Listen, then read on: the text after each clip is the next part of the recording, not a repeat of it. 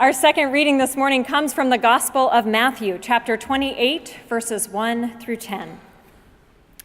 After the Sabbath, as the first day of the week was dawning, Mary Magdalene and the other Mary went to see the tomb. And suddenly there was a great earthquake, for an angel of the Lord descending from heaven came and rolled back the stone and sat on it. His appearance was like lightning and his clothing white as snow. For fear of him, the guards shook and became like dead men. But the angel said to the women, "Do not be afraid. I know that you are looking for Jesus who was crucified. He is not here, for he has been raised, as he said. Come, see the place where he lay. Then go quickly and tell his disciples, he has been raised from the dead, and indeed he is going ahead of you to Galilee. There you will see him. This is my message for you." So they left the tomb quickly with fear and great joy and ran to tell his disciples. Suddenly Jesus met them and said, "Greetings." And they came to him, took hold of his feet, and worshiped him. Then Jesus said to them, "Do not be afraid. Go and tell my brothers to go to Galilee. There they will see me." This is the word of the Lord. Thanks be to God. A friend of mine was visiting California when an earthquake struck. She and a colleague were in a hotel conference room setting up a display. Her friend was a local and an earthquake veteran, so as soon as the earthquake started, he yelled, "Get in the door frame." They huddled there until the rumbling stopped. And then he said, "We have to get out of here now. This isn't over." My friend later reflected, "I've been in tornadoes, tropical storms, a full-scale political riot complete with tear gas. Nothing was as disconcerting as those 3 minutes in an earthquake." Scientists have observed that the strongest earthquakes can actually shift the Earth's mass in such a way that it changes the speed of the Earth's rotation. Earthquakes are powerful and disconcerting. They can move the earth, shift the world, change everything.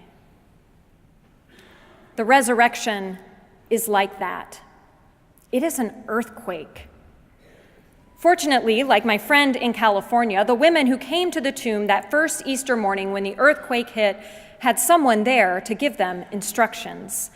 "Come and see," the angel says, "and then go and tell." In other words, get out of here now. This isn't over. Come, see, go, tell. Could it be that this is all there is to the journey of faith?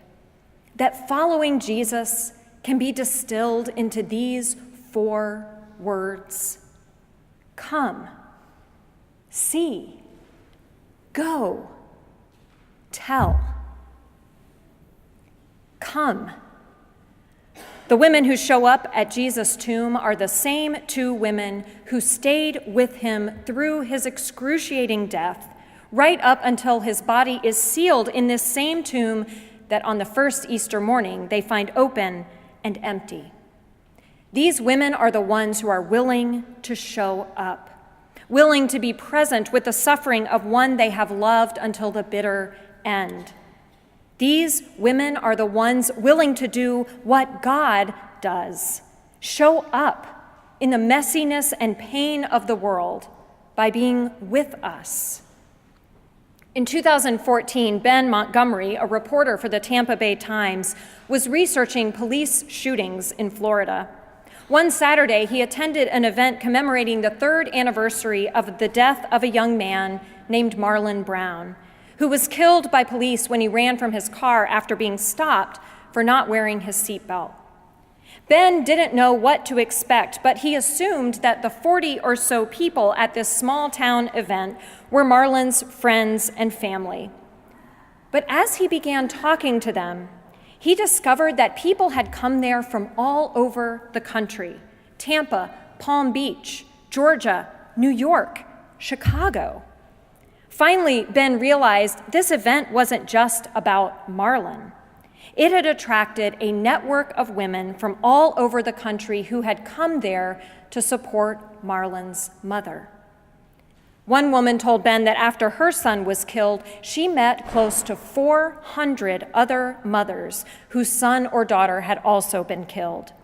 These are the women we often see on television or in the news for the first few days after a death. And it turns out they don't just fade back into their lives. They get folded into a whole network of people who understand what they're going through. People who will travel across the country in a show of support, who are willing to see firsthand the grief and despair that they recognize from their own experiences. That mother who lost her baby needs to see somebody else who looks like her, who's in the same situation she is in, one of these women told Ben. And so, when tragedy strikes, they come. See. When Mary Magdalene and the other Mary arrive at the tomb, they see for themselves it's empty. This is one of the fundamental challenges of the resurrection and of Easter as a holiday. Easter is a celebration of emptiness. The empty cross, the empty tomb. How do you represent emptiness? It's not easy. When I told the staff earlier this week that we should include some empty eggs in today's Easter egg hunt for the children, they looked at me like I was crazy. I'm not really sure the children would understand the meaning of that, Mindy Stewart said, which is why she is the director of family ministries and not me. Frederick Buechner writes, "You cannot depict or domesticate emptiness. You can't make it into pageants and string it with lights. It doesn't move people to give presents to each other. It ebbs and flows all around us." The symbol of Easter is the empty tomb. But as the angels knew and the women saw and the rest of the disciples soon learned, resurrection is best seen by its effects. There's a children's poem by Christina Rossetti that describes this. "Who has seen the wind? Neither I nor you, but when the leaves hang trembling, the wind is passing through. Who has seen the wind? Neither you nor I, but when the trees bow down their heads, the wind is passing by." We see the truth of the resurrection by its effects on our lives. As one preacher says, Easter is not about proof. It is about perspective. It's about how we see. Like an earthquake, the resurrection is powerful and disconcerting. It moves the world. It changes everything, including how we see ourselves and others, how we see our lives and our suffering. Because if the tomb is indeed empty, then anything is possible. For you, for me, for all the suffering and broken people in all the world. This is what the empty tomb calls us to see. Go. The angel wastes no time moving the women on once they have seen the empty tomb. All four Gospels agree on one thing about that first Easter morning: Jesus isn't in the tomb. Which begs the question, where is this resurrected Jesus? Well, it seems that just like during his life, Jesus is on the move. According to the angel, he's already headed out of Jerusalem for Galilee, where his ministry began. Now think for a minute about how strange this is. Imagine if you had an adult child serving overseas in the military. For years, you'd been worried constantly about him, desperate to have him back home. Then one day he calls you up from the Cleveland airport. "Mom, Dad," he says, "I'm home. I just landed at CLE, but now I'm going to catch a ride to Youngstown. I hope you can meet me there." Jesus has spent the last week in Jerusalem, where he was put on trial, where the religious and civil leaders conspired to put him to death. Don't you think that he and his followers had earned a day or two of flaunting the fact that the corrupt powers of church and state, not to mention the natural laws of life and death, were no match for the power of the living God? Instead, Jesus wants his followers to meet him in Galilee, a place 100 miles from Jerusalem. And keep in mind, they're going to have to walk there. It will take them days. To follow Jesus means we must go beyond the places we know and feel comfortable. We must stretch ourselves, geographically, yes, but even more importantly, we must stretch ourselves emotionally. That's why this sanctuary, really any sanctuary, is where we spend relatively little of our time, because Jesus is not here. We come here to remember that Jesus is out there, among people we don't know, even people we don't understand, because they are totally different from us. That's what's happening in the story Bill read to us from the book of Acts. In the book of Acts, it happens over and over again. The apostles who think they understand who Jesus is and who he came for will have to constantly rethink their assumptions. For, as Peter says, God has no partiality. Although God works in the lives of individuals like you and me, God does this so that we can get the word out, that God shows no partiality, not to any one group or denomination, not to any one country, not even to any one religion. God has no interest in the boundaries we create. To follow this resurrected Jesus, we must go. Tell. Here is the hard part, because coming and seeing and going are all important, but in the end, they are not enough. We have to tell our stories, which means finding the courage to be vulnerable, even with those who may not at first understand. Joy DeGruy is an African-American educator, author, and presenter. She has spent her professional life teaching about the history of race in America and working for racial reconciliation and healing. Once, while traveling in Baltimore, Joy went to see the movie King Kong, the recent version, with her friend Dennis. In the middle of the movie, during a scene where there are these epically huge bugs, she took a break and left the theater to go to the bathroom. At the same time, a white man and his son, a boy around 9 years old, also walked out. As they walked toward the bathroom, Joy said, "Those bugs were out of control. That was definitely the worst part of the movie so far." At this point, they reached the bathrooms and the father walked in, but the boy stopped and turned and said to Joy, "Yeah, well, I didn't like those black people." And then he ran into the bathroom. Joy couldn't believe it.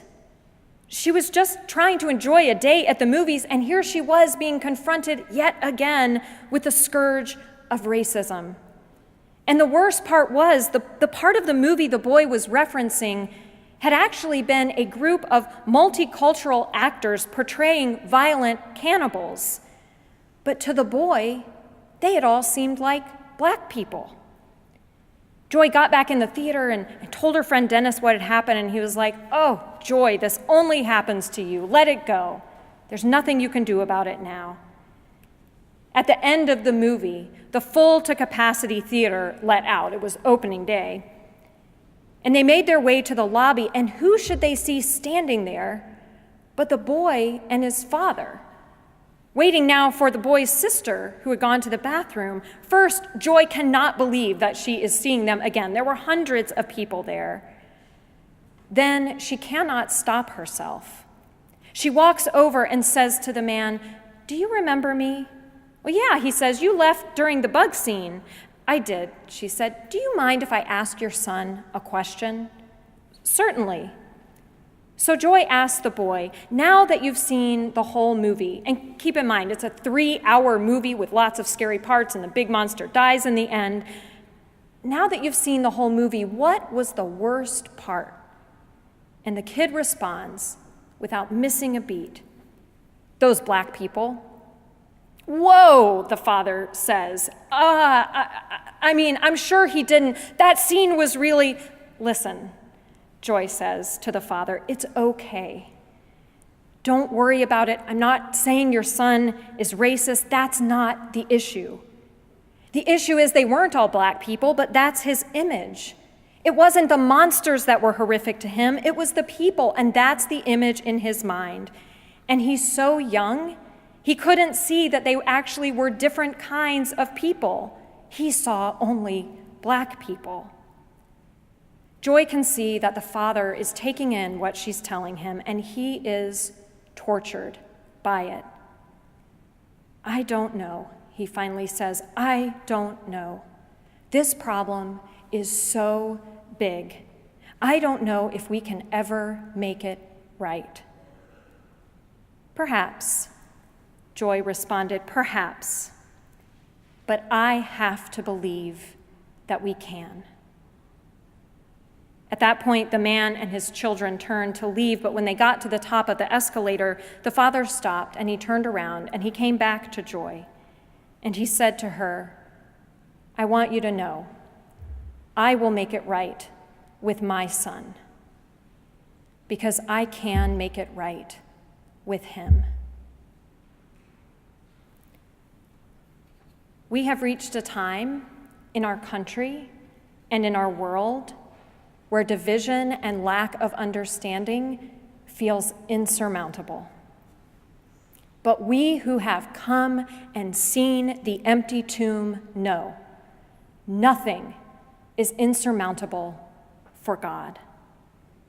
To go and tell means we will have to enter into hard conversations that will be messy and uncomfortable, but conversations that have incredible potential to create understanding and healing, to even bring resurrection. But only when we find the courage to engage, to listen, and to tell. Come, see, go, tell. Come and see that Christ is risen, that the grave cannot contain him. He is unleashed into the wonder and messiness and joy and sorrow of our lives, creating opportunities and possibilities where we thought there were only dead ends. Then may you have the courage to go and tell. For our celebration today is not the end of the story. It is not a gift to be put up on the shelf and cherished and admired and dusted off from time to time. Easter Day, this day, is just the beginning. It is an earthquake, powerful and disconcerting, and it is not over when this service ends. God invites you to join this story of love and possibility and hope and new life. So come and see. Go and tell this tale as only you can. Amen.